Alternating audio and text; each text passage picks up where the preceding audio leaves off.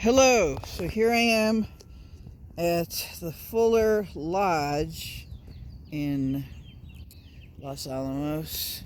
I'm looking for Bathtub Row, and I'm going to see what this is. This is home of all the Oppenheimer stuff.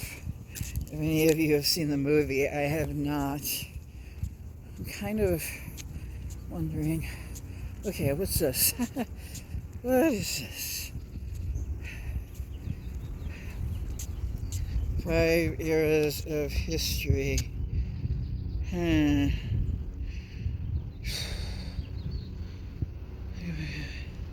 don't know. I don't know what this is. I don't know where. Is this like part of the Bathtub Row or what? Where is it? Back there?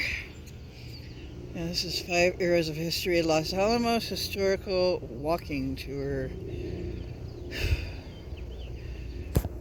And this right here looks like a log cabin or something. It's real pretty grounds. It's the Fuller Lodge. I'm not sure exactly. Like, I don't know.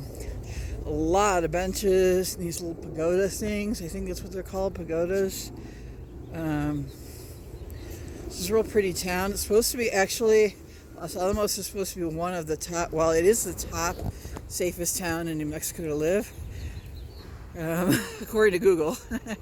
There are other ones like, pretty flowers.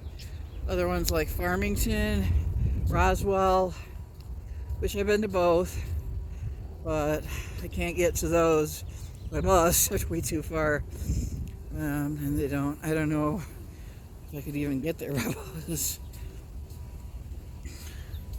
This has something to do with Bandelier National Monument. Let me read this. Los Alamos, the atomic city, birthplace of the atomic age, scientific laboratory, museum, gas, food, lodging, golf course, Bandelier National Monument, something, ruins, 6 miles, for Holiest Canyon, 14.5 miles, prehistoric Indian ruins, and Valle Grande is 22.5 miles, largest extinct volcano crater. Los Alamos Chamber of Commerce. So there's some kind of sculpture over there. Let me see. This is the Memorial Rose Garden. Gardens have graced the area adjacent to Fuller Lodge since the days of the Los Alamos Ranch School. As early as 1930, Helen Soulier, the school's nurse, created a small flower garden near the site. Ranch school students, staff, and families fondly recall gardener Adolfo Montoya's stunning award-winning flowers and vegetables. In the 1950s, when Los Alamos was owned by the United States government, no cemetery existed for burials. Memorials to their loved ones, families donated rose bushes to the Los Alamos Garden Club, which established the Memorial Rose Garden in 1958. Today, this beautiful, inspiring garden of more than 500 roses serves as a scene for weddings, concerts, and a variety of community events and gatherings. Let me go take a picture of that sculpture. Yeah. So I just had a little matcha, or this is raspberry lemonade matcha light ice. It's pretty good. The wolf and mermaid over there. That's one I had wanted to come to the last time I was here, but didn't have time. Now I have all the time in the world. Okay. Ooh, this is cool.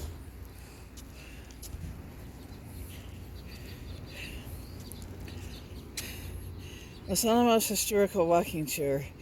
Ancestral Pueblo site. In the 1200s, the site was home to a group of Tiwa-speaking people who may have come from Mesa Verde or Chaco Canyon. They built structures with blocks of tough, welded volcanic ash. This building was 2 stories high and contained bedrooms, cooking areas, storage rooms, and a semicircular kiva used for ceremonies and meetings for the 2 to 3 families who lived here.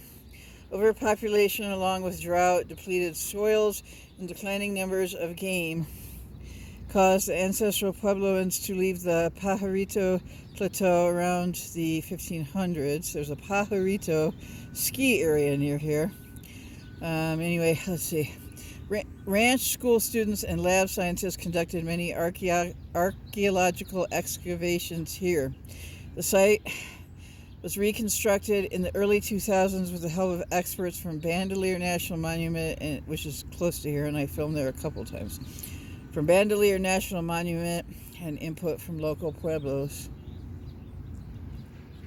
It's chilly this morning. Now it's gotten really warm. Wow. Some people... I think I'm going to sit and have some people looking around here. This is cool. Really cool. What's this thing here?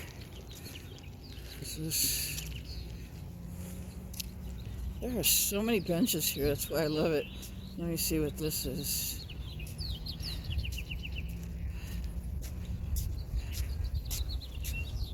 Fire cache.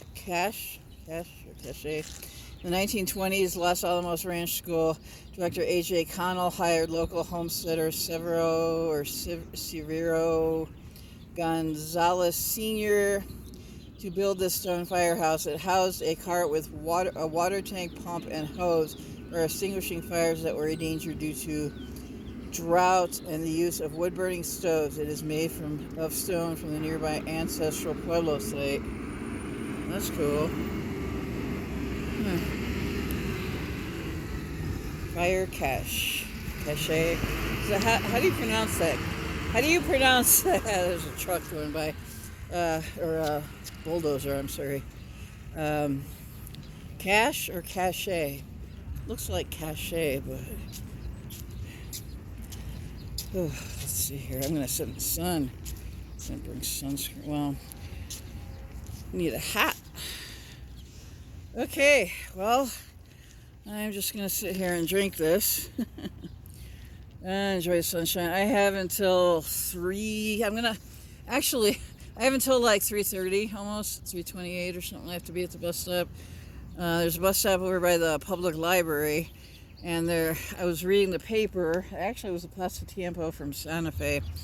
In the coffee shop they had it, and there is a quilt exhibition at the library here in Los Alamos, so I'm gonna go check that out.